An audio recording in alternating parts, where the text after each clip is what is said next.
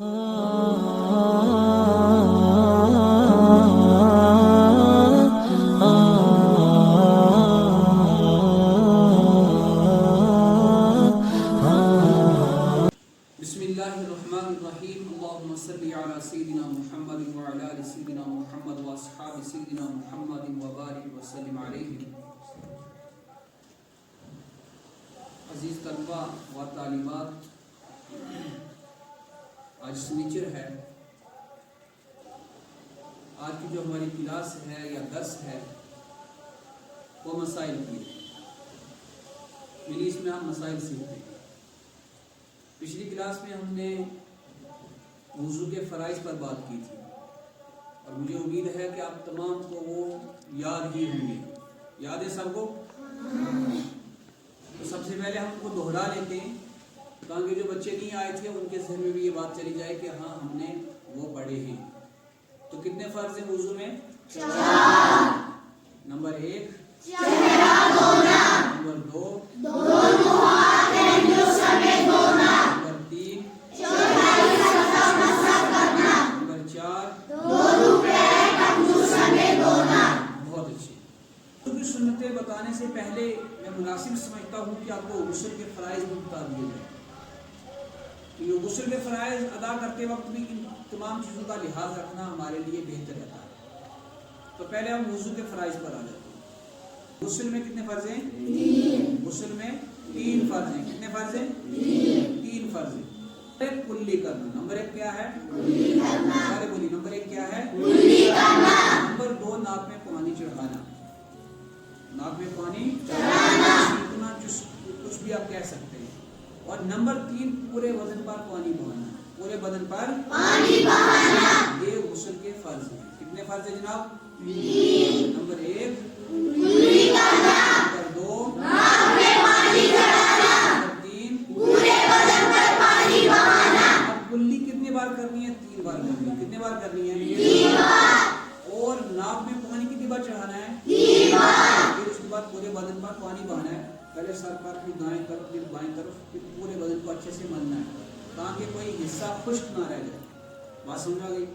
अगर कोई शख्स इन फ़राइज़ को अदा किए बगैर गुस्ल करने लगता है वो साफ तो हो जाएगा, पर अगर नापाक है तो पाक नहीं हो पाएगा। तो पाकी हासिल करने के लिए ज़रूरी है कि हम क्या कर लें, इन तमाम फ़राइज़ को भी अपनी ज़िंदगी के अंदर शामिल कर लें। फिर गुस्ल करने के जाएं, हम पाक हूँ या ना हूँ, साफ हूँ या ना हूँ, फ़राइज़ के ज़रिए से ही गुस्ल करना शुरू करना है। पहले कुल्ली करनी है, फिर नाक में पानी चढ़ाना है, उसके बाद पूरे बदन पर पानी बहाना है। अब जो दूसरी चीज़ें हैं, सुन्नतें, मुस्तहब, वो बात की चीज़ें मैं इंशाल्लाह उसके पर भी आऊँगा, मगर उससे पहले हम आज वुज़ू की सुन्नतों पर बात कर लेते हैं।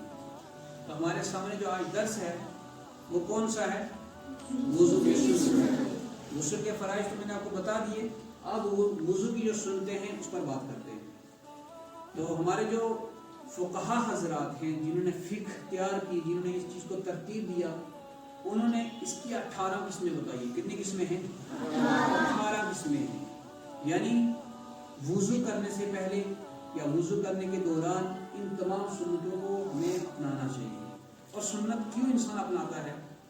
सुन्नत इंसान इसलिए अपनाता है कि हमारा वुज़ू जो है कामिल तरीन हो जाए।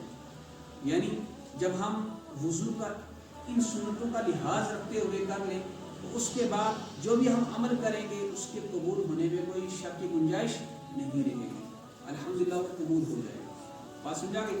और सुन्नतों को अदा करने से एक सबसे बड़ा फ़ायदा ये है कि सवाब में इजाफा होता है।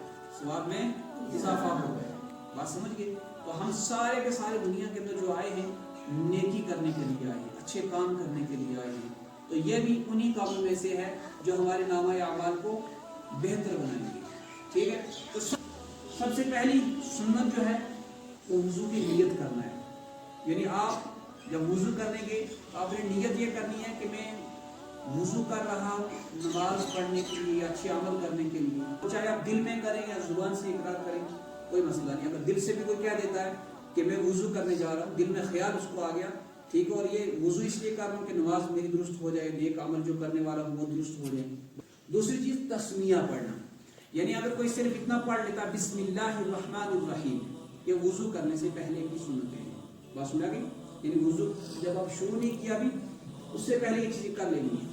بسم اللہ الرحمن الرحیم پڑھنا, بسم اللہ الرحمن الرحیم, ورنہ اس طرح سے دعا آتی ہے بسم اللہ العظیم والحمد للہ علی دین الاسلام, والحمد للہ علی دین الاسلام. یا پھر اگر کوئی صرف اتنا ہی پڑھتا ہے بسم اللہ العظیم والحمد للہ, تب بھی مسنون ہے, سنت ہے, درست ہے. البتہ اگر یہ دعا کسی کو نہیں یاد ہو رہی ہے تو کم سے کم بسم اللہ الرحمن الرحیم اس کو پڑھنا چاہیے, اس کو پڑھنا چاہیے. اور یہ دعا کوئی مشکل نہیں ہے, یہی یاد کرنا بسم اللہ العظیم والحمد للہ علی دین الاسلام. بات سمجھا گئی؟ تو بہت اچھی بات ہے. اس کے بعد تیسری سنت کیا ہے؟ دونوں ہاتھوں کو پہنچوں تک دھونا. یہ گھٹے, اس کو دوسرے لفظ میں گھٹے بھی کہتے ہیں, یعنی یہاں تک ہمارے آستین کے پہنچتے ہیں نا, وہاں تک ان دونوں ہاتھوں کو دھونا ہے. 3 بار دھونا ہے. صبح بیدار ہوئے ہیں تو بہتر ہے صابن کا استعمال کر لیں تاکہ آپ کے ہاتھوں کے جراثیم ختم ہو جائیں. آپ نے پہلے کیا کیا؟ وضو کی نیت کی, اس کے بعد بسم اللہ الرحمن الرحیم. تیسرا کام پہلے کیا کیا آپ نے؟ تیسرا کام اپنے ہاتھوں کو دھل لیا. تو دھل لیا اس کے بعد کیا کرنا ہے؟ مسواک کرنا ہے, تاکہ آپ کے منہ کی جو بدبو ہے, بو 2 طرح کی ہوتی ہے, ایک خوشبو ہوتی ہے, ایک بدبو ہوتی ہے. خوشبو سب کو پسند ہے, جو مہک خوشبو والی ہوتی ہے, پھولوں والی ہوتی ہے, وہ سب کو پسند ہوتی ہے. انسان کے منہ سے بھی بو آتی ہے, انسان کے منہ سے بھی بو آتی ہے. اور یہ یقینی بات ہے کہ اگر برش وغیرہ نہیں کریں گے, مسواک نہیں کریں گے تو سمجھ لیجیے وہ بو خوشبو نہیں ہوگی, وہ بدبو ہی ہوگی. آپ کسی سے بات کریں گے تو آپ کی بو سے اس کو تکلیف ہو سکتی ہے. آپ خود بھی اگر اس طرح سے کریں گے تو آپ کو بھی ایک تھوڑی سی کراہت سی محسوس ہوگی. تو کوشش یہ کریں مسواک کر لیں. اب مسواک کی شکل میں آج کل برش چل رہا ہے تو وہ بھی آپ کر سکتے ہیں, کوئی اس کا کوئی مسئلہ نہیں ہے. ہاں مسواک بطور مسواک لفظ جو استعمال ہوا ہے اس کی وہ لکڑی کی اتنی ساری ٹہنی ہوتی ہے, یعنی ایک بالشت, اس کو مسواک کہتے ہیں. بات سمجھ گئے؟ اب اگر کسی کے پاس مسواک نہیں ہے, برش نہیں کیا ہے, تو کم سے کم اپنی شہادت کی انگلی, جس کو ہم انڈیکس بولتے ہیں انگلش میں, یہ انگلی اپنے دونوں طرف گھما لے, اچھے طریقے سے رگڑ کر, مل کر, تاکہ اگر کوئی بھی گندگی ہمارے دانتوں میں ہو یا منہ میں ہو وہ صاف ہو جائے. اور اللہ کا شکر یہ ہے جو اس طرح کا عمل کرتا ہے اس کے منہ سے پھر بدبو نہیں آتی ہے, اس کے منہ سے پھر بدبو نہیں آتی ہے. اس کے بعد 5ویں چیز ہے 3 بار کلی کرنا اور ناک میں پانی چڑھانا. اپنے ہاتھ سے, جو داہنا ہاتھ ہے نا آپ کا سیدھا ہاتھ, اس سے پانی لینا ہے اور 3 بار کلی کرنا ہے. 3 بار کیا کرنا ہے؟ کلی کرنا ہے. اور 3 بار بھی پانی ناک میں بھی چڑھانا ہے. اگر کسی کو لگے کہ ناک میں کچھ گندگی ہے تو اپنے جو آپ کا بایاں ہاتھ ہے نا, اس کی چھوٹی انگلی جو ہے سے اپنے ناک کو بھی آپ صاف کر سکتے ہیں تاکہ ہمارا وضو بہتر طریقے سے ہو سکے. اسی طرح اچھی طرح کلی کرنا اور آپ میں پانی چڑھانا. مثلا آپ وضو سے, آپ روزے سے نہیں ہیں, آپ روزے سے نہیں ہیں تو آپ اچھے طریقے سے کلی کر لیں, کر کے اس طرح ہوگا پانی کو اچھے طریقے سے مغالیے کے ساتھ اٹھ لے جائیں, اس طرح پانی کھینچیں اوپر. بات سمجھا گئی؟ اتنا نہ کھینچیں کہ دم بھی نکل جائے, جتنا مناسب ہو, جتنا آپ کو سہل لگے, آسان لگے, اتنا ہی لگے, زیادہ نہیں کرنا ہے. ٹھیک ہے. اس کے 7ویں چیز ہے وہ کیا ہے؟ ہر عضو کو 3 بار دھونا. کتنی بار دھونا ہے جی؟ 3 بار دھونا ہے. مثلا آپ نے ہاتھوں کو دھونا تھا 3 بار کیا, کلی کی تو 3 بار. بات سمجھا گئی؟ اسی طرح اگر آپ چہرہ دھوئیں گے تو 3 بار, اپنے ہاتھوں سمیت انہیں کو دھوئیں گے تو 3 بار کرنا ہے. بعض بچے کیا کرتے ہیں, 3 بار پانی ڈالنے کے بعد پھر بھی لگاتے رہتے ہیں. یہ پانی کو ضائع کرنا ہوتا ہے. بات سمجھا گئی؟ اپنے 3 بار میں ہی اپنے چہرے کو مکمل کر لینا, اپنے ہاتھوں کو مکمل کر لینا. پہلی بار پانی ڈالا تو اچھے سے مل لیا گیا, اپنے چہرے کو مل لیا گیا. ٹھیک ہے. دوسری بار پھر ڈال کے پھر تیسری بار مکمل ہو گیا الحمدللہ. ٹھیک. اس کے بعد کیا کرنا ہے؟ داڑھی کا خلال کرنا. داڑھی کا, اگر کسی کو داڑھی گھنی ہے, کسی کی بالکل پتلی ہے میری طرح, تو کوئی ایشو نہیں ہے, اس کا تو خلال ہو ہی جائے گا. مگر اگر کر بھی لوں گا تو سنت کا ثواب مل رہا ہے. اس کا ثواب مل رہا ہے. اور اس کی گھنی ہوتی ہے تو وہ کیا کرے گا, پانی اس طرح لے گا, اس طرح اس کو لگائے گا اس طرح سے, یا پھر ہاتھ بھی اگر پھیر لے گا تو بہتر ہے. خلال کرنا داڑھی کا یہ سنت ہے. اس کے بعد ہاتھ اور پیر کی انگلیوں کا خلال کرنا ہے. مثلا وضو کرتے وقت آپ نے جب بازو دھلے تو اس کے بعد ساتھ میں کیا کر لیا, اس طرح اپنے ہاتھ کی انگلی کو خلال کر دیا. یہ جگہ جو ہے نا عمومی طور پر خشک رہنے کے امکان رہتے ہیں. جن کے ہاتھ پھٹے ہوتے ہیں یا جو محنت مزدوری کرتے ہیں, ان کے ممکن ہے کہ یہ چیزیں جو ہیں خشک رہ جائیں. اور یاد رکھیے اگر کوئی بھی حصہ خشک رہ گیا تو وضو مکمل نہیں ہوگا. بس ہم نہ ویسے ہی رہیں گے جیسے تھے. وضو کرنے کے لیے ہمیں کیا کرنا پڑے گا؟ اس کا خلال کر لیا جائے تاکہ آپ کو سنت کا ثواب مل جائے. اس کے بعد کیا کرنا ہے؟ تمام سر کا مسح کرنا. میں نے آپ کو بتایا نا چوتھائی سر کا مسح کرنا. اب اگر کوئی سارے سر کا مسح کر لینا اس طرح سے تو وہ سنت ہے. وہ کیا ہے؟ سنت ہے. چوتھائی سر کا مسح کرنا فرض ہے. چوتھائی سر کا مسح کرنا فرض ہے. اس کے بعد اگر وہ پورے سر کا مسح کر لیتا ہے تو وہ سنت ہے. اسی طرح کانوں کا مسح کرنا, اس طرح پورے کان کو اس طرح سے, ٹھیک, سنتوں میں شامل ہے. ٹھیک ہے. اس کے بعد وضو کے اعضاء مل کر دھونا. یعنی آپ کو ترتیب بتا رہے ہیں, سنتیں شامل ہیں, ترتیب نہیں ہے کوئی, آپ کو سنتیں بتا رہا ہوں. آپ وضو کر رہے تھے تو اچھے سے مل کے, تاکہ کوئی, یہ ملنا کیوں ہے؟ ملنا اس لیے ہے تاکہ کوئی حصہ ہمارا خشک نہ رہ جائے. اس کے بعد پے در پہ وضو کرنا. پے در پہ مطلب ایسا نہیں کہ آپ نے پہلے اپنے چہرے کو دھلا ہے نا, اس کے بعد مما نے کہا بیٹا ادھر آ جاؤ, آپ چلے گئے ادھر, چائے کپ لے لی, اس کے بعد آئے اپنے بازو کو دھلا, بات سمجھ آ گئی. اس کے بعد کسی نے آواز دی, چلے گئے ادھر, پھر سر کا مسح کیا. یعنی بیچ میں گیپ دے دیا. اگر کوئی گیپ دے کر وضو کر رہا ہے, ٹھیک ہے, اور اس دوران میں جو گیپ اس نے بیچ میں دیا ہے, اس دوران اگر کوئی حصہ خشک ہو جاتا ہے تو پھر اس کو نئے سے وضو کرنا پڑے گا. اس کو نئے سے وضو کرنا پڑے گا, ورنہ اس کو ساتھ میں ہی سارے اعضاء دھلنے ہیں. پے درپے کا مطلب کیا ہوتا ہے بچے؟ ساتھ میں ہی سارے اعضاء دھلنے ہیں, پانی کرنی ہے. اسی طرح داہنی طرف سے شروع کرنا. جب بھی آپ وضو کرنا شروع کریں تو پہلے کس ہاتھ کو دھلنا ہے؟ آپ مثال کے طور پر ہاتھ دھلنے لگے تو پہلے کس ہاتھ کو؟ سیدھے ہاتھ کو, داہنے ہاتھ کو, پھر اس کے بعد دائیں. پاؤں دھلنے لگے تو پہلے کس کو؟ رائٹ, پھر اس کے بعد لیفٹ. بات سمجھا گئی؟ یعنی ہمارا ہر کام داہنی طرف سے شروع ہونا چاہیے. اسی طرح سر کے اگلے حصے سے مسح کرنا.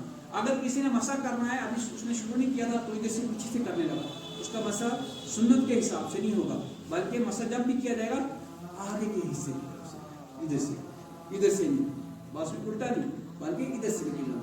اسی طرح ترتیب سے وضو کرنا. ترتیب کیا ہوتی ہے؟ ترتیب مطلب یہ کہ آپ نے اگر پہلے چہرہ دھلنا ہے تو پہلے چہرہ ہی دھلنا ہے. یہ نہیں کہ آپ نے کہا کہ ہم نے پہلے پونجس میں ہاتھ دھوئیں گے پھر چہرہ دھوئیں گے, یہ ترتیب نہیں ہوئی. اس سے اگر کوئی مثال کے طور پر الٹا کرتا ہے, پہلے پاؤں دھلتا ہے پھر مسح کرتا ہے, پھر کیا کرتا ہے ہاتھ سمیت پونجی سمیت ہاتھ دھلتا ہے, اس کے بعد کیا کرتا ہے چہرہ دھلتا ہے. بات سمجھا گئی؟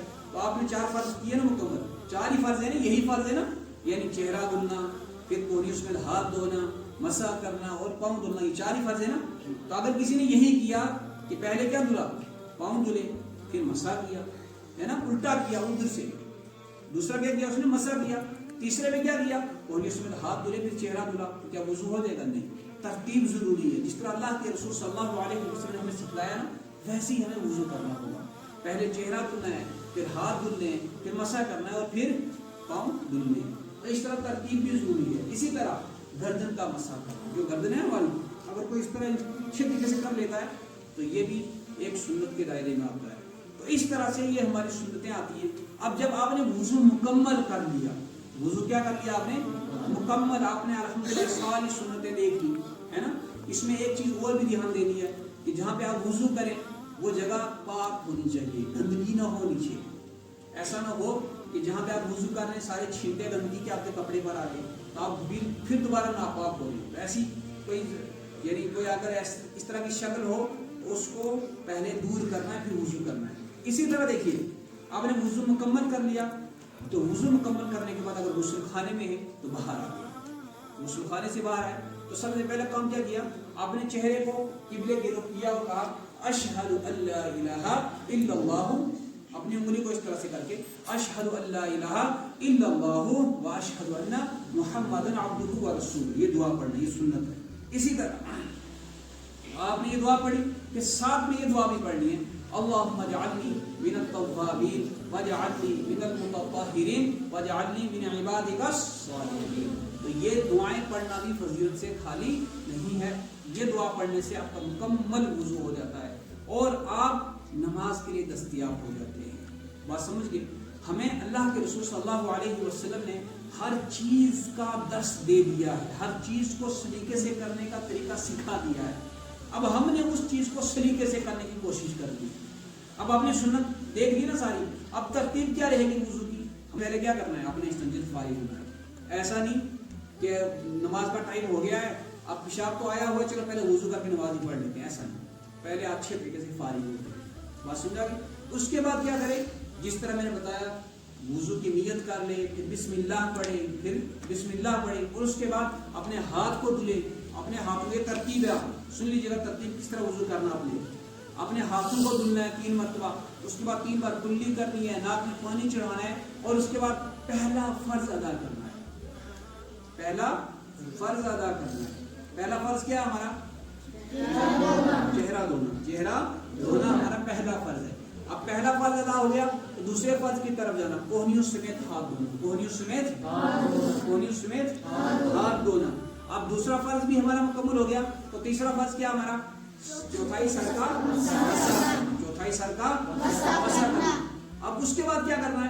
دونوں پیر بات سمجھا گئی؟ اس میں داڑھی کا خلال بھی آ جائے گا، انگلیوں کا خلال بھی آ جائے گا، مسواک بھی آ جائے گی، جو سنتیں ہیں ساری کی ساری. ٹھیک ہے. اب جب وہاں سے کھڑے ہو گئے تو اس کے بعد اپنی دعا پڑھنی جو میں نے آپ کو بتائی ہے. اس طرح سے ہمارے وضو کی ترتیب بھی رہے گی. اور ہاں، وضو کے دوران زیادہ پانی استعمال نہیں کرنا، پانی کا حساب بھی لینا، زیادہ پانی نہیں بہانا ہے. چیز وضو کرتے وقت کوئی بھی بات نہیں کرنی ہے، صرف وضو کرنا. یا مسنون دعائیں پڑھنی، وہ مسنون دعائیں بھی آپ کو سکھاؤں گا. چہرہ دھلتے ہیں تو کون سی دعا پڑھنی ہے، ہاتھ دھلتے ہیں تو کون سی دعا پڑھنی ہے. یہ ساری کی ساری اگر معلومات ہمیں نصیب ہو جائے، یہ ساری کی ساری دعائیں ہمیں اگر نصیب ہو جائیں تو ہماری زندگی حقیقت میں نور بن جائے. ہماری زندگی حقیقت میں نور بن جائے. کیونکہ ہر وہ عمل جو اللہ کے رسول صلی اللہ علیہ وسلم کے نقش و قدم پر ہوتا ہے، ان کی اتباع کے ساتھ ہوتا ہے، جو بھی اس چیز کو اپنا کر اپنی زندگی کو گزارتا ہے، اس کی زندگی نورانی زندگی بن جاتی ہے. کیسی زندگی بن جاتی ہے؟ نورانی زندگی بن جاتی ہے. اور ہم یہ ساری چیزیں اسی لیے سیکھ رہے ہیں تاکہ ہماری زندگی بھی اللہ کے نبی صلی اللہ علیہ وسلم کے بتائے ہوئے طریقوں پر بن جائے. بات سمجھئے؟ اور ہماری زندگی کا مقصد بھی یہی ہے. بات سمجھئے؟ اللہ پر ایمان لانا، اس کے بعد اللہ کے رسول صلی اللہ علیہ وسلم کی رسالت پر ایمان لانا. رسالت پر ایمان لانے کا مطلب یہی ہے کہ جس طرح ہمیں پیارے نبی صلی اللہ علیہ وسلم نے کام کرنے کی ترغیب دی ہے، جس طرح کرنے کا ہمیں طریقہ سکھایا، اسی طریقے سے ہم اپنی زندگی کو گزاریں گے. تو گزاریں گے انشاءاللہ. اب آج سمجھ آ گیا آپ کو کہ ہم نے وضو کیسے کرنا ہے. اب جب بھی آپ وضو کریں گے اس طریقے سے کریں گے. اب جب اس طرح سے وضو کر کے آئیں گے نا، آپ قرآن یاد کرنا شروع کریں گے، فوراً قرآن یاد ہو جائے گا. بات سمجھ آ گئی؟ بلکہ انسان کو تو ہمیشہ باوضو ہی رہنا چاہیے. جب انسان باوضو رہتا ہے تو کوئی بھی اس کو نقصان پہنچانے والی چیز نقصان نہیں پہنچا سکتی، بد نظروں کی نظر نہیں لگ سکتی. بات سمجھ آ گئی؟ کیونکہ اس نے وہ سارے عمل کیے ہیں جو بد نظروں کی بد نظری کو دور کرتے ہیں. بسم اللہ پڑھ لی، اعوذ باللہ پڑھ لی، بات سمجھ آ گئی، دعائیں پڑھ لی. تو اللہ تعالیٰ بھی تمام جتنے بھی حوادث ہوتے ہیں ان سے اللہ تبارک و تعالیٰ محفوظ رکھتا ہے. اور کوشش یہ کرنی جب آپ سونے کے لیے بستر پر جاتے ہیں اس وقت بھی وضو کر کے سویا کریں. کیا کر لیا کریں؟ وضو کر کے سویا کریں. آج کل تو فیشن بن گیا نا، جب تک ہمارے ہاتھ میں موبائل نہیں ہوتا ہے تب تک نیند نہیں آتی ہے. دیکھتے دیکھتے وہی بات ہے نا، آنکھیں آسمان پر خود روح نکل گئی اس کی. تو ادھر موبائل چل رہا ہے، بہت سارے ایسے بچے ہیں نا موبائل چلتا رہتا ہے اور ادھر وہ سو جاتے ہیں. تو یہ سب خراب عادتیں ہیں. آپ موبائل کا استعمال کیجیے مگر انہی چیزوں کے لیے جو چیزیں آپ کے لیے درست ہوتی ہیں. بات سنا گئی؟ ورنہ آپ اپنی زندگی کو نقصان پہنچائیں گے.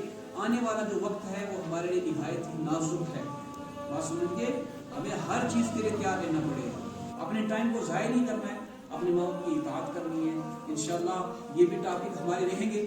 آج کا ٹاپک ہمارا اتنا ہی رہے گا جو اپنے وضو کی سنتیں دیکھیے. کتاب کے اندر ساری چیزیں موجود ہیں، آپ کتاب سے رہنمائی کر سکتے ہیں. یاد کرنے کی ضرورت نہیں ہے، البتہ ذہن میں اگر رکھیں گے تو آپ کا وضو کرنا آسان ہو جائے گا. اللہ تبارک و تعالیٰ کہنے سنت عمل کرنے کی توفیق عطا فرمائے.